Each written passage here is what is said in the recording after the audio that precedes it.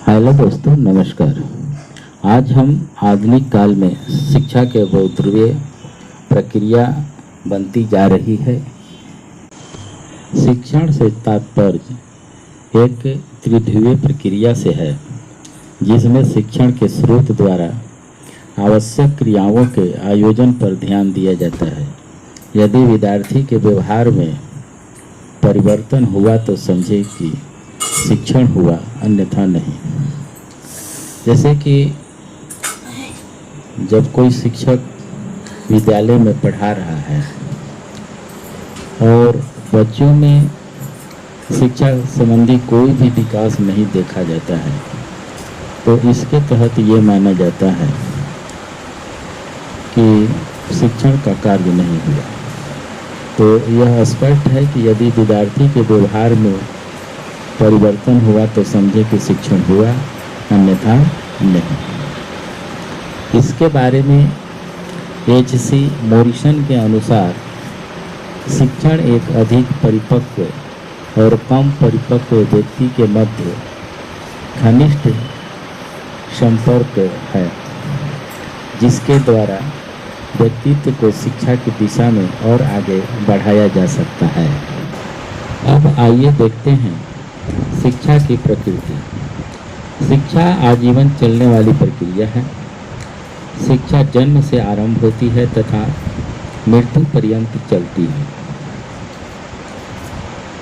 इसी प्रकार कहा गया है कि शिक्षा एक विकासात्मक प्रक्रिया है। इसके संबंध में क्रिस्टोलॉजी का कहना है कि शिक्षा मनुष्य की जन्मजात शक्तियों का स्वाभाविक, समरूप एवं प्रगतिशील विकास है। गांधी जी ने कहा है कि शिक्षा से मेरा अभिप्राय बालक तथा मनुष्य के शरीर, मन और आत्मा में अंतर्निहित सर्वोत्तम शक्तियों के सर्वांगीण विकास से है। शिक्षा एक संश्लिष्ट प्रक्रिया है। शिक्षा की प्रक्रिया में जो विकास होता है वहाँ संश्लिष्ट होता है, अलग अलग नहीं। इसमें विकसित होने वाले अंग साथ साथ कार्य करते हैं। जैसे मस्तिष्क के साथ पेशियां भी कार्यरत रहती हैं। शरीर विकसित होता है तो साथ ही साथ मानसिक विकास भी होता है। शिक्षा एक द्विमुखी प्रक्रिया है। एडम्स का मत है कि शिक्षा एक द्विमुखी प्रक्रिया है। इसके एक ओर विद्यार्थी और दूसरी ओर शिक्षक रहता है। इसी प्रकार रॉस महोदय ने भी एडम्स के इस मत का समर्थन किया है और कहा है कि चुंबक की तरह शिक्षा के भी दो ध्रुव हैं। यह एक द्विमुखी प्रक्रिया है। अब हम देखते हैं कि शिक्षा एक त्रिमुखी प्रक्रिया है। इसके संबंध में बातें जो आती है वह यह है कि एडम्स की बात को डीवी ने भी माना है, किंतु एक और तथ्य जोड़कर उसने शिक्षा को द्विमुखी के बदले त्रिमुखी कहा है। इसमें शिक्षक एवं छात्र के अलावा सामाजिक तत्वों का भी भरपूर प्रभाव है और इसका महत्व उन दोनों से कम नहीं है, जैसा कि चित्र से स्पष्ट है। इसी प्रकार प्रतिवादी शिक्षा के अनुसार अगर हम देखें तो प्राथमिकता के आधार पर शिक्षा के अंग जो है वह विद्यार्थी, विषय और शिक्षक ही हैं। चित्र प्राथमिकता के आधार पर शिक्षा की प्रकृति को दर्शाता है। अब हम देखेंगे 20वीं शताब्दी के अंत और 21वीं शताब्दी के आरंभ में प्राथमिकताएं।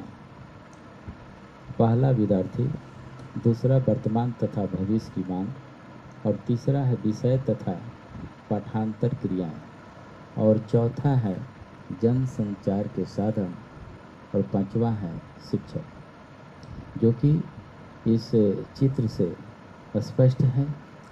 ये चित्र में आप देख सकते हैं कि वर्तमान के संबंध में जो शिक्षा की प्रकृति है वह किस प्रकार है।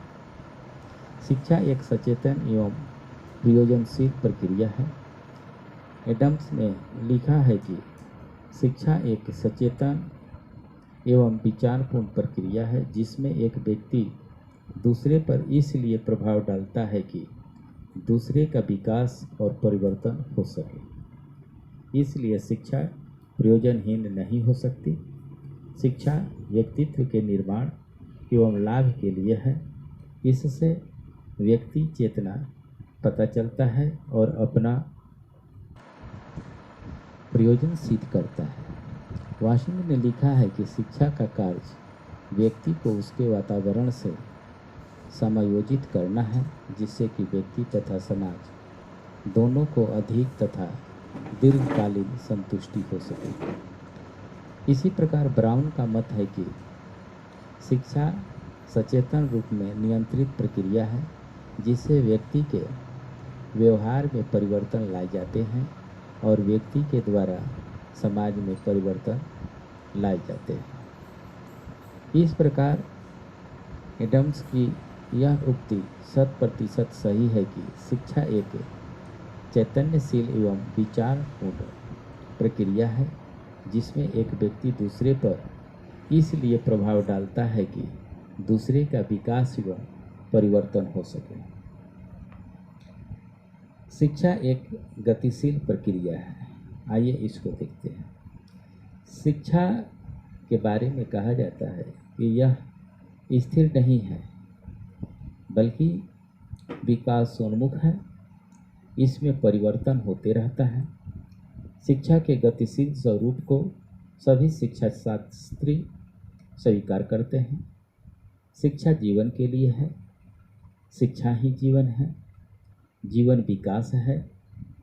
जीवन का अर्थ गति है।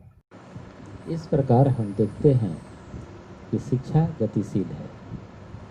इसीलिए रेमंड ने लिखा है कि शिक्षा विकास का यह क्रम है जिसमें व्यक्ति के शैशवावस्था से प्रौढ़ावस्था तक की वे क्रियाएं निहित है जिनके द्वारा वह अपने को धीरे धीरे विभिन्न विधियों से अपने भौतिक, सामाजिक एवं आध्यात्मिक वातावरण के अनुकूल बनता है।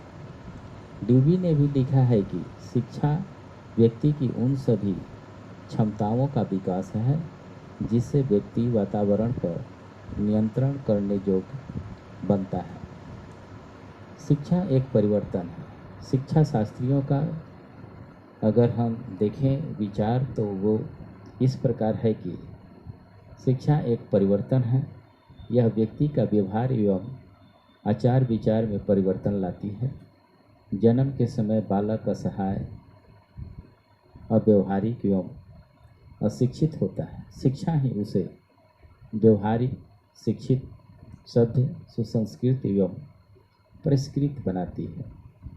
कनिंघम ने लिखा है कि व्यक्ति एवं समाज दोनों ही दृष्टिकोण से शिक्षा जो है वह परिवर्तन लाती है।